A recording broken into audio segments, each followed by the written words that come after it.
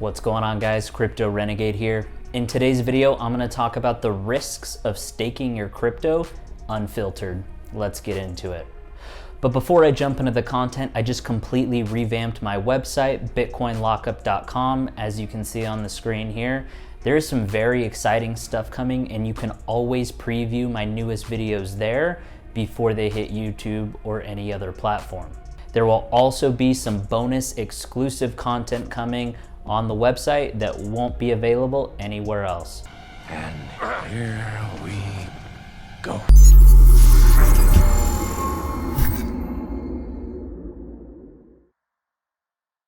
Welcome back. So in some of our last videos, we talked about some more Polkadot projects and their impacts on the crypto ecosystem. We've also dove into different Solana projects, Cosmos projects, and even dug deeper into NFTs. Now, today I wanted to touch on the risks of staking your crypto that no one talks about, completely unfiltered. But first, let's better understand the fundamentals of what crypto staking really is. So, what is staking crypto, or what does that mean? In layman's terms, cryptocurrency staking refers to locking up a digital asset to act as a validator in a decentralized crypto network to ensure the integrity, security, and continuity of the network. As an incentive for helping secure the network, stakers, or validators, are rewarded with newly minted crypto. Staking has been made possible by the proof of stake, or PoS, consensus algorithm, which emerged as an alternative to Bitcoin's energy-intensive proof of work.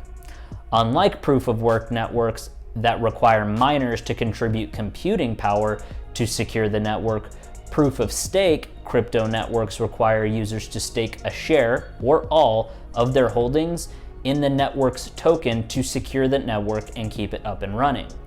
In the early days of cryptocurrency, most altcoins used a proof of work protocol akin to Bitcoin's. In recent years, however, most new blockchains have deployed proof of stake based or inspired consensus protocols. Arguably, the main reason why staking has become so popular is because it enables crypto holders to earn substantially higher APYs than traditional saving accounts or money market accounts or funds. Crypto staking can generate above average returns for crypto investors. However, there are a number of risks involved in the process that you should be aware of. So let's discuss and cover some of what those risks are. Number one is market risk. Arguably, the biggest risk that investors face when staking crypto is a potential adverse price movement in the assets that they are actually staking.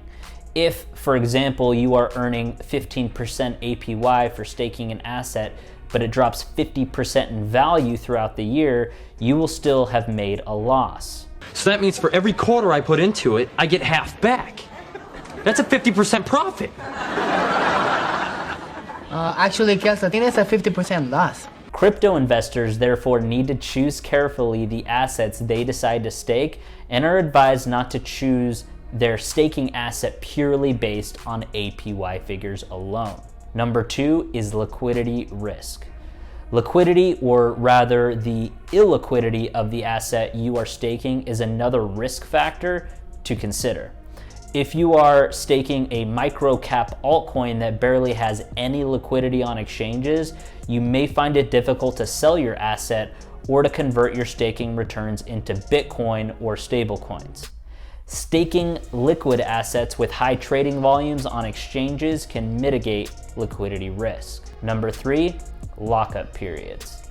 Some stakeable assets come with locked periods during which you cannot access your staked assets. Tron and Cosmos would be examples of this particular situation.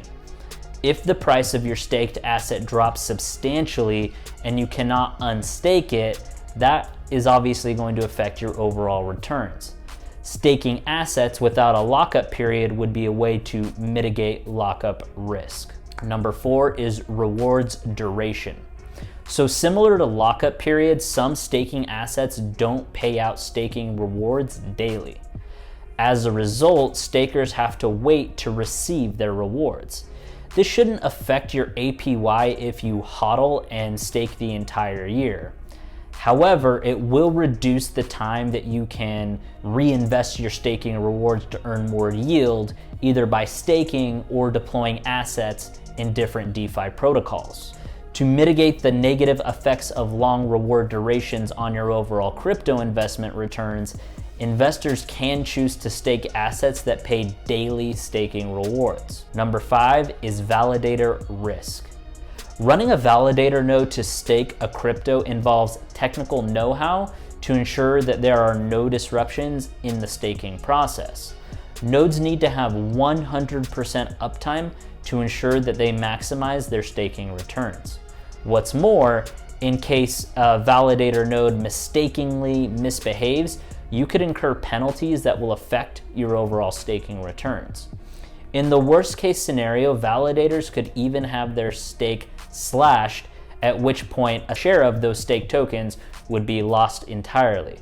To mitigate the risks that come with staking using your own validator node, you could use a provider such as Fearless Wallet or Trust Wallet to delegate your stake to a third-party validator, which is easiest. Number 6 is Validator Costs. So in addition to the risk of running a validator node or using a third-party service to stake, there are costs involved with staking cryptocurrency. Running your own validator node will incur hardware and electricity costs, while staking with a third-party provider typically costs a few percentage points of staking rewards.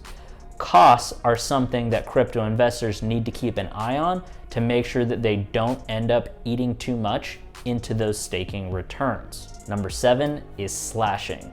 So we just mentioned this. The PoS model of blockchain motivates the honest stakers through rewards and also punishes the uncanny actors.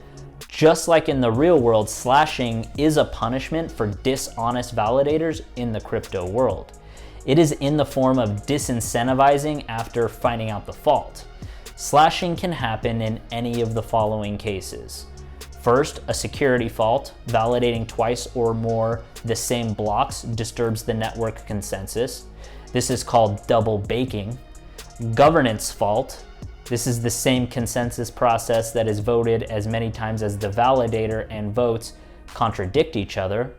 Or liveness fault. It happens when a validator does not participate for a long time and misses the several. Now, number 8 is loss or theft. So finally, there is always the potential that you could lose your wallet's private keys or that your funds are stolen if you don't pay adequate attention to security. This is why I talk about hardware wallets. Regardless of whether you are staking or simply hodling your digital assets, making sure you have a backup with your wallet and storing your private keys safely is imperative for safe private key storage and asset storage. Keep it cold. Also, it's advisable to stake using apps where you hold the private keys as opposed to using custodial third-party staking platforms like Kraken or Coinbase. Remember, if you control the keys, it's your Bitcoin. If you don't control the keys, it's not your Bitcoin. Your keys, your Bitcoin. Not your keys, not your Bitcoin.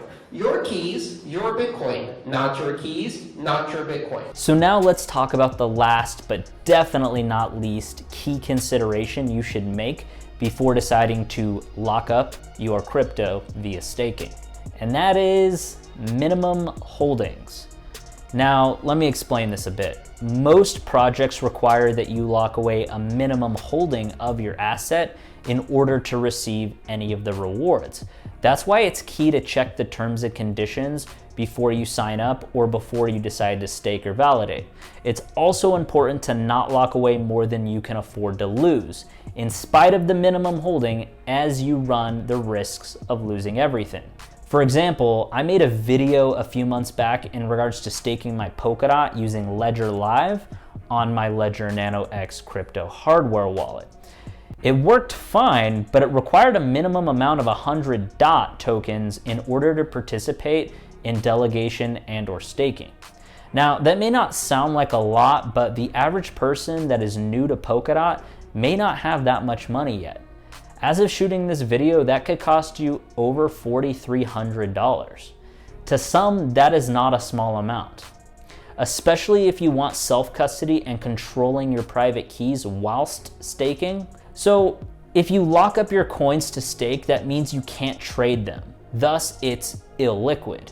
This is designed for long-term HODL strategies, as I mentioned before, but it takes liquidity off of the table for lockup. Zip the shit up. Frank, hush, okay, because you know better. So what if there was a way to both stake and lend and trade all at the same time? Well, there is a way, and it's called liquid staking, coming soon with Acala, Polkadot's DeFi hub. So how exactly does liquid staking work? Well, nominated proof of stake, or NPOS, is the bedrock of Polkadot and Kusama. By staking on each respective blockchain, participants earn crypto tokens while helping bring economic security to the networks. Currently, as of filming this, there's over $21 billion staked on Polkadot and roughly $2 billion on Kusama, give or take. However, one clear problem has emerged: staked assets are illiquid. Luckily, Kusama and Polkadot have found a solution via the Acala network. Acala is a powerful on-chain liquidity solution. Recently, Acala launched its innovative liquid staking solution, KSM Liquid Staking, or LKSM, on Karura and its Kusama parachain. For the first time, users can unlock the true potential of their Kusama tokens. So how does Acala's LKSM work exactly? Well, LKSM is a staking derivative which represents a token holder staking position on the Kusama network. It is a liquid yield earning token that includes the stake token's principal and their growing staking rewards, while redeemable at any point to Karura or sell off position to the broader market via a DEX liquidity pool. Staking KSM for LKSM earns holders up to 16% APR in rewards. It can be used at any time for various DeFi products. It also solves the dual problem of ensuring network security while also increasing capital efficiency. From a staker's perspective, liquid staking unlocks the opportunity to stack yields on top of your original staking position while it sits there.